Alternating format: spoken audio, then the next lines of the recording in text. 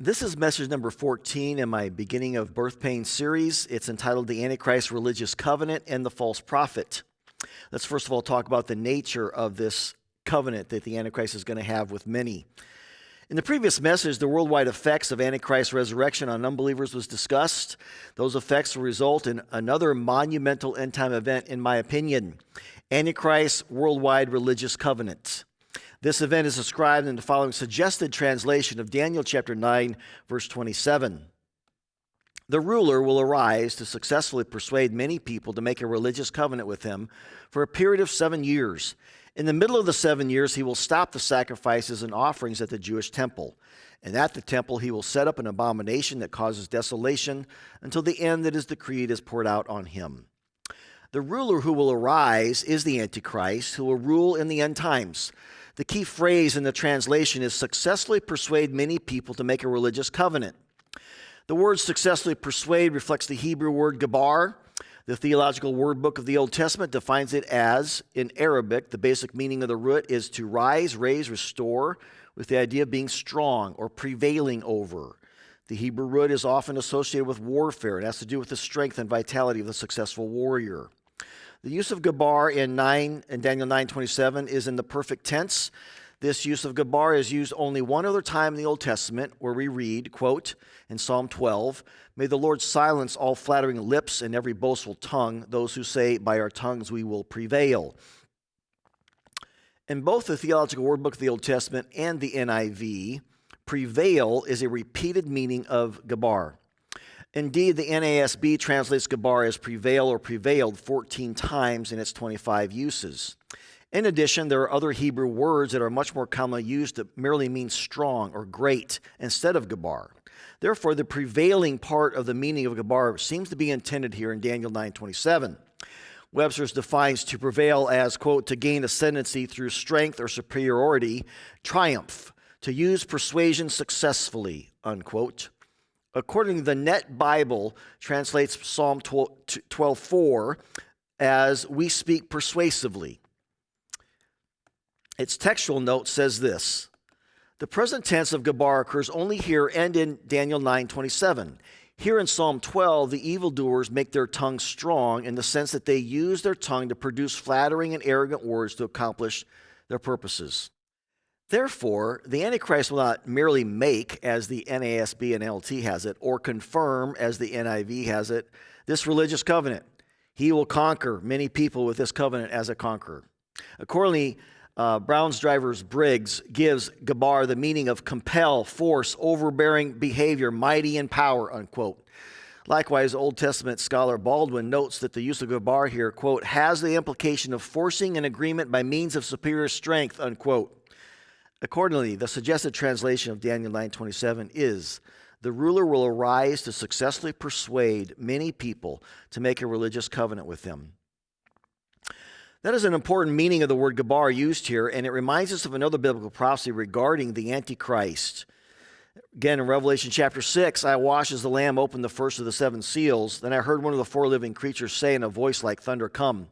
I looked, and there before me was a white horse. Its rider held a bow, and he was given a crown, and he rode out as a conqueror, Nikon, bent on conquest, in Revelation chapter 6, verses 1 through 2. Now, the Hebrew word gabar, used in Daniel 9:27, is a virtual synonym of the Greek word nikon in Revelation chapter 6, meaning to win in the face of obstacles, to be victor, conquer, overcome, prevail. The Theological Word Book of the Old Testament notes as well regarding gabar in the sense used in Daniel 9:27, quote, the idea is to raise oneself up in arrogance and stand in God's face, unquote. This too reflects the attempt of the Antichrist to arrogantly imitate the real Christ in his religious covenant with many people. This relationship between Daniel 9:27 and Revelation chapter 6 is evidence that the Antichrist religious covenant is being portrayed as a result of Antichrist's resurrection, with both being portrayed in the first seal in Revelation chapter 6. This will be discussed further later in this message. Again, the suggested translation is successfully persuade many to make a religious covenant with him. Now, the Hebrew word translated covenant is berith. It is sometimes used in the Old Testament to mean a treaty between nations, alliance of friendship between individuals, or a pledge or agreement, unquote. This idea fits well with the common belief that this prophecy is speaking specifically of a peace treaty, as it's translated in the New Living Translation, and specifically a peace treaty with Israel. No doubt, this covenant will promote peace in Israel and throughout the world. As described elsewhere, one of the Antichrist's initial strategies will be to lead the world in establishing a temporary period of peace. However, it seems more probable that this will be primarily a religious covenant rather than only or merely a political peace treaty. First, the NIV translates the Hebrew word berith as a treaty between people only 26 times. The NASB only translated as treaty 4 times. In contrast, the word is translated as a covenant 246 times in the NIV and 275 times in the NASB. Some of these instances describe a covenant between people, but by far the most common and important use of berith in the Old Testament refers to God's religious covenant with Israel. Likewise, the same Hebrew word berith is used 5 times in the book of Daniel, in addition to its use in chapter 9, verse 27. In all the other references, it refers to the holy covenant between God and Israel.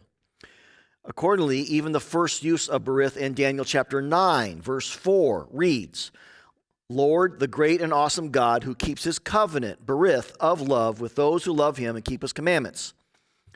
Therefore, it is likely that the use of berith in the same book and the same chapter also refers foremost to a religious covenant, not just a political or military peace treaty.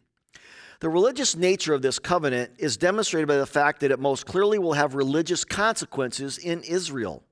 They will renew the practice of the sacrifices and offerings at the Jewish temple. Notice that the specific and stated result of this covenant is a religious one. In fact, in the previous sentence, the prophecy states, war will continue until the end, Daniel chapter 9, verse 26. Therefore, it would be rather contradictory to say the primary purpose or result of the covenant being described in the next sentence will be peace if the sentence before that says that war will continue to the very end. In addition, the Antichrist religious covenant will not be made with only Jews in Israel, as is often assumed. Obviously, the entire prophecy begins with the angel Gabriel explaining that it applies to your, Daniel's people, and your city, Daniel chapter 9, verse 24. Referring to the Jews and Jerusalem. But as described elsewhere, the anointed one, Christ, being put to death in verse 26, clearly applies to more than just the Jews. This seems to be the same for the many people who will make a religious covenant with the Antichrist. If Gabriel had meant only the Jews, it seems he would have described it as a religious covenant with your people. Instead, he says this will be a religious covenant with many people. Accordingly, the Hebrew word for many, which means abundance, is used several times in Daniel to refer to people that are more than just the Jews. Therefore, many people suggest a larger scope than merely one race or nation. For example, the religious covenant will clearly include the Palestinians and Muslims who will allow the Jews to rebuild a temple on the Temple Mount as a result of this religious covenant. The Antichrist's ability to successfully persuade many people to make a religious covenant with him reflects the biblical prediction that the Antichrist will succeed in everything he does, Daniel chapter 8, verse 24. A worldwide religious covenant will be an unprecedented event in human history and a monumental accomplishment for the Antichrist. The 7 years refers to Daniel's last 7 years, or more often referred to as Daniel's 70th week. Scholars agree that the week refers to 7 years. Therefore, this religious covenant marks the beginning of God's plan for his people before Christ's return. I'll have more to say about that in the next message. To summarize, the suggested translation of the pivotal text of Daniel chapter 9, verse 27 is this. The ruler will arise to successfully persuade many people to make a religious covenant with him for a period of 7 years. In the middle of the 7 years, he will stop the sacrifices and offerings at the Jewish temple. And at the temple, he will set up an abomination that causes desolation until the end that is decreed is poured out on him. For all of these reasons, Antichrist's religious covenant being predicted in this prophecy is a monumental event in the end times. In the book, I mentioned several other Bible references to Antichrist's religious covenant. Next, we will address the question of what this religious covenant with many people will look like. It seems to be a result of the worldwide worship of the resurrected Antichrist described in my previous message. But the prophecy states that the whole world will not only worship the Antichrist, but will also become his follower. In the previous message, it was noted, as all versions reflect, follower is implied by the Greek word, which literally means after.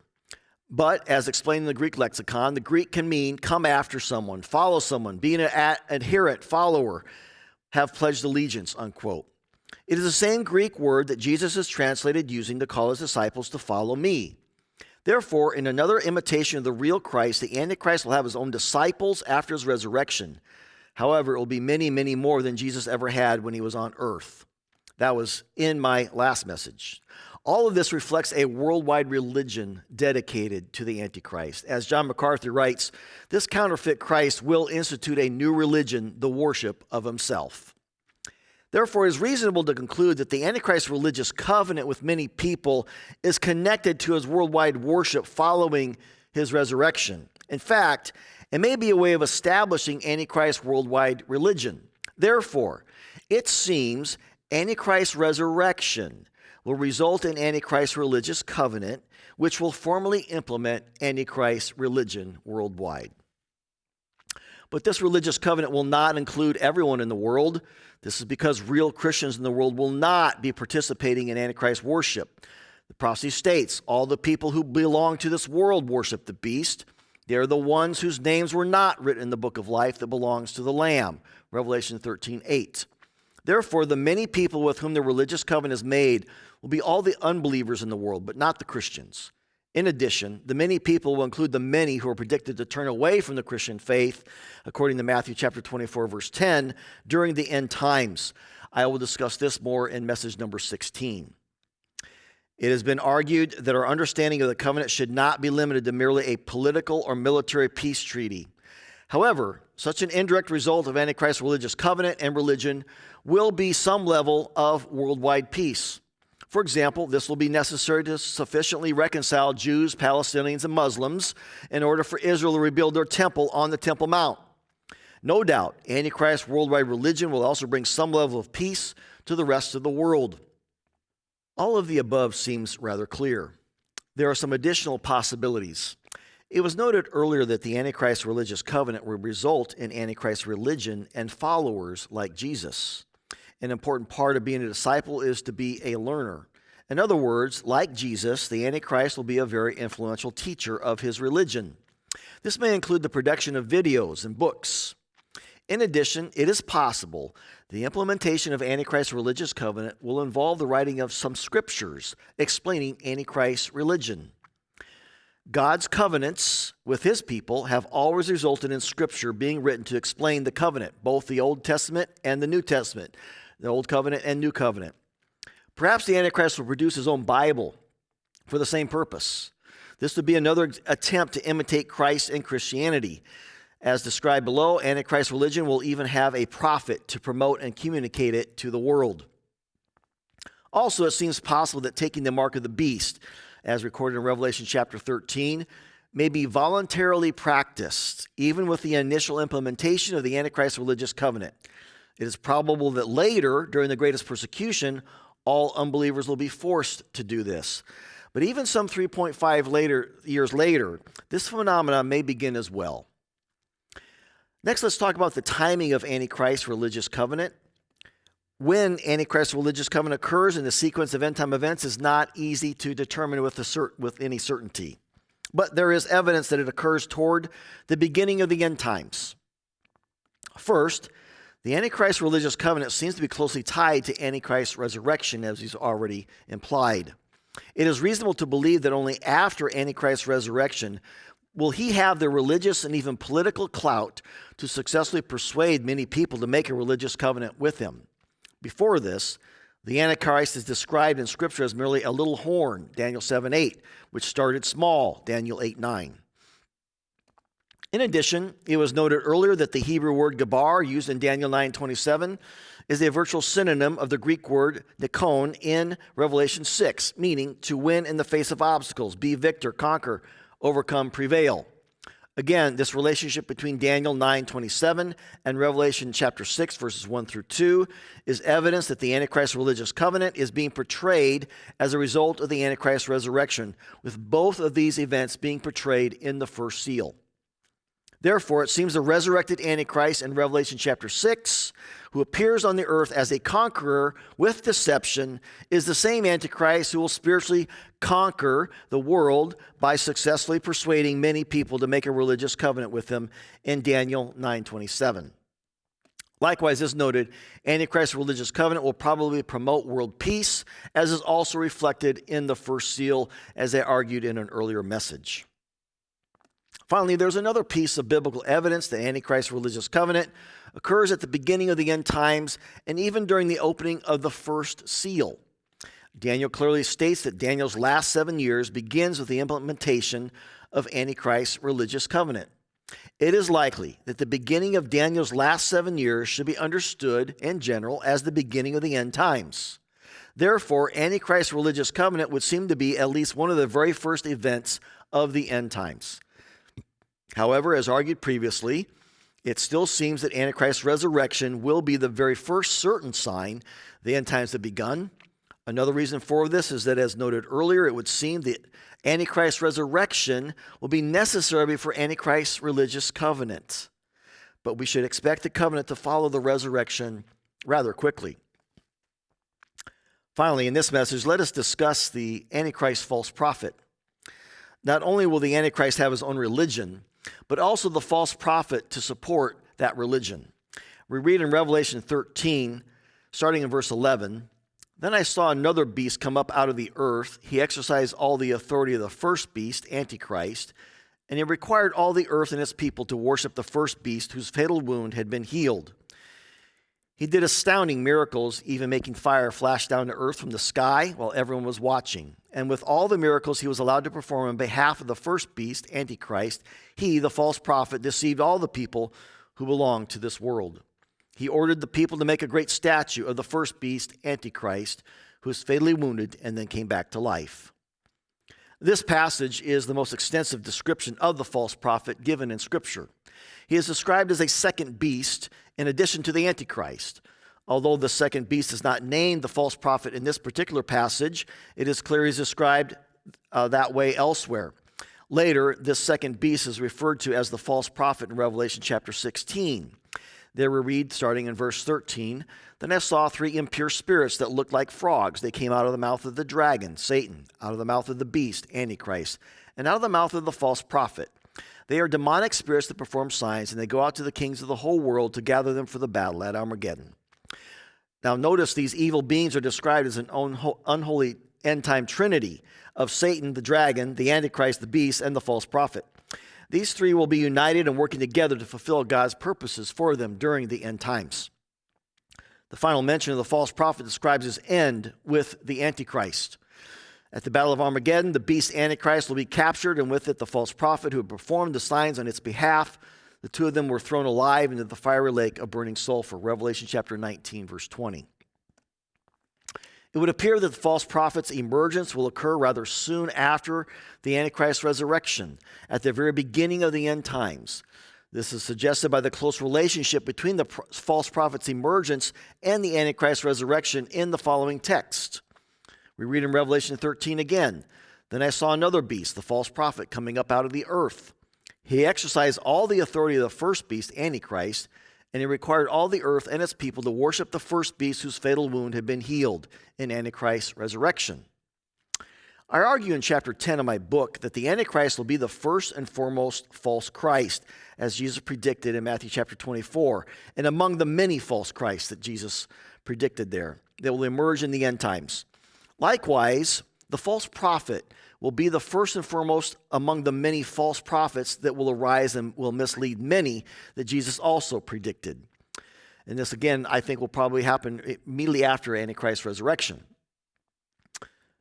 Next, let's talk about the false prophet's purposes and activities in the beginning of birth pains. Revelation 13 clearly describes the purpose of the false prophet. He will lead all the people who belong to this world to worship the first beast, Antichrist. How will he do this? First, Revelation 13 tells us he will do astounding miracles, even making fire flash down the earth from the sky while everyone is watching. And with all the miracles he will be allowed to perform on behalf of the first beast, Antichrist, he will deceive all the people who belong to this world. Revelation chapter 13, verses 13 through 14. As with the Antichrist miracle working, the miraculous powers of the false prophet will be truly supernatural. Second, along with miracle working, the false prophet will probably be preaching and being an important spokesman for the Antichrist. Both his preaching and astounding miracles will help to promote Antichrist's worldwide religion. As Osborne puts it, quote, when he, Antichrist, returns from the dead, his associate, the false prophet, will use the event for forging a new world religion with the beast, Antichrist, as its focus, unquote. That's the New Testament Revelation scholar Grant Osborne. Third, the false prophet will be commanding all unbelievers on the earth to make statues of the beast who was fatally wounded and came back to life. Verse 14. An explanation of this suggested translation follows. Commanding translates a Greek word that, according to Revelation scholar Robert Thomas, is, quote, practically equivalent to commanding in this setting, unquote.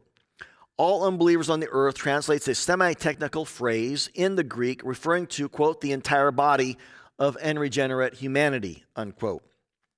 Statues translates a Greek word that means an object shaped to resemble the form or appearance of something, a likeness, living image, unquote.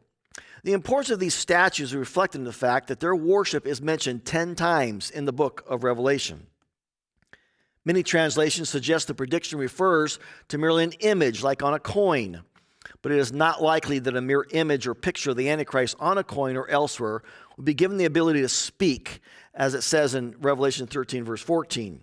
Such a speaking object clearly implies statues of some kind as the NLT translates it. Accordingly, Osborne writes, quote, it is almost certainly an idolatrous statue since it is given life and speaks, unquote. Also, most translations imply that only one statue of the Antichrist will be erected. The Greek word used here is in the singular tense, but this is because it will be one and the same image of the likeness of the Antichrist. However, it will not be just one statue in one place. The text says the false prophet will be commanding all unbelievers on earth to make statues of the beast. This implies multiple statues all over the world. This is a remarkable prophecy. Rather immediately after the Antichrist's resurrection, statues of him will be constructed all over the world bearing his likeness. These will be another way that the Antichrist religious covenant and religion will be promoted worldwide. These statues will give everyone in the world a place to worship the resurrected Antichrist, which is why the false prophet will command their construction.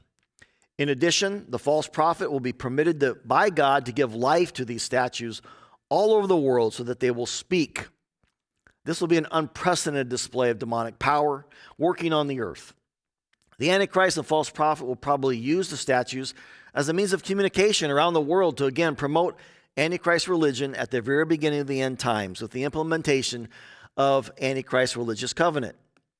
But eventually, these statues of the Antichrist will be used to enforce his worship. The prophecy states, then the statues of the beast commanded that anyone refusing to worship it must die. And during the greatest persecution, those worshiping the Antichrist will carry out the statue's orders to kill Christians who refuse to worship the Antichrist and these statues. Eventually, the false prophet will have the same godlike authority over the earth that the Antichrist will possess. Seeing a vision of his activities during the greatest persecution, the Apostle John writes, he required everyone, small and great, rich and poor, free and slave, to be given a mark of the Antichrist's name on the right hand or on the forehead, and no one could buy or sell anything without that mark. That is a lot of power. The false prophet's activities will lead to the eternal punishment of all unbelievers in the world. Because they have worshipped the beast and his statue and have accepted the mark of his name, Revelation says, all of which are activities the false prophet will command, they will be tormented with fire and burning sulfur in the presence of the holy angels and the Lamb. The smoke of their torment will rise forever and ever, and they will have no relief day or night. Revelation chapter 14, verses 10 through 11. The false prophet will be the worst kind of prophet, leading the entire world to their eternal doom. In summary, several supernatural events will result in the absolute and complete worship of the Antichrist by every unbeliever living on the earth when the end times begin. The Antichrist's miraculous resurrection will amaze and deceive all Christians to worship and follow the Antichrist. Revelation chapter 13, verses 3 through 4. The Antichrist and false prophets' miracle working will further empower Antichrist worship. 2 Thessalonians chapter 2, verse 8 and 9. And this will lead all unbelievers to submit to Antichrist's religious covenant described in Daniel chapter 9, verse 27. As followers of the Antichrist religion, the entire non-Christian world will become his disciples. Eventually, all unbelievers will be led and deluded to completely obey the Antichrist, such that they will willingly participate in the betrayal, hunting, imprisonment, and execution of all Christians as their moral duty. Jesus said, in fact, the time is coming when anyone who kills you will think they are offering a service to God, John 16:2, as they serve the Antichrist, whom they will believe is God in the greatest persecution. Such will be the supernatural deception and eventual power of the Antichrist and his false prophet on the unbelieving world in the end times. Now let us end here by discussing the significance of Antichrist's religious covenant for Israel. Again, the primary text for describing Antichrist's religious covenant is Daniel 9, verse 27. And my suggested translation is this: the ruler will arise to successfully persuade many people to make a religious covenant with him for a period of 7 years. In the middle of the 7 years, he will stop the sacrifices and offerings at the Jewish temple. And at the temple, he will set up an abomination that causes desolation until the end that is decreed is poured out on him. And again, that abomination of desolation is when he claims to be God. And that's why I call it that throughout the Endtimes Essentials materials. As noted, many claim Antichrist's religious covenant will only apply to Israel. But for reasons I shared earlier, this is unlikely. However, it will certainly have a special significance for the Jews. Daniel was told earlier in the prophecy that Daniel's last 7 years was decreed for your people, the Jews, and your holy city, Jerusalem, to finish their rebellion. Verse 24. Their rebellion will certainly include being persuaded by the Antichrist to make a religious covenant with him, so that they can resume sacrifices and offerings at a rebuilt Jewish temple. Obviously, it will be primarily the minority of Orthodox Jews in Israel who will be especially motivated to do this. They will be deceived by the resurrected Antichrist that he is their awaited Messiah. Accordingly, in their efforts to restore Old Testament religion to their nation, they will welcome Antichrist's help in doing so. However, sinfully rejecting their God and forming a covenant, or berith, with Christ's archenemy, the Antichrist, will be a climactic act of rebellion for the nation of Israel that will lead to the destruction and desecration of the very temple that they will rebuild. You can read about that in Daniel chapter 8, verses 12 through 13. So why will Israel do this? The primary reason will be the powerful delusion that God sends through the deceiving power of Antichrist's resurrection. Again, they will believe the claim of the first and foremost false Christ, I am the Messiah. Matthew chapter 24, verse 5. The Antichrist will convince the Jews that he is here to protect them. Accordingly, he will appeal to Israel's idolatry. What has Israel desired since they became a nation in 1948? Peace with their enemies. The resurrected Antichrist will be willing and able to obtain this. And because the unregenerated Jews will worship the beast along with all the people who belong to this world, they will trust him instead of their God. The prophecy of Israel making an alliance with an Antichrist figure was partially fulfilled around 135 BC by a man named Antiochus Epiphanes. At the time, there was a threat of war in the land. In this context, we read the following from the book of 1 Maccabees. Quote, Antiochus came to Jerusalem with a large force. Deceitfully, he spoke peaceable words to them, and they believed him. In those days, certain renegades came out from Israel and misled many, saying, let us go and make a covenant with the Gentiles around us. For since we separated from them, many disasters have come upon us, unquote. This proposal pleased them, and some of the people eagerly went to King Antiochus, who authorized them to observe the ordinances of the Gentiles.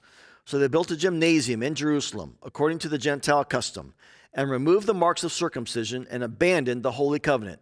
They joined with the Gentiles and sold themselves to do evil. Again, that's written in the book of 1 Maccabees.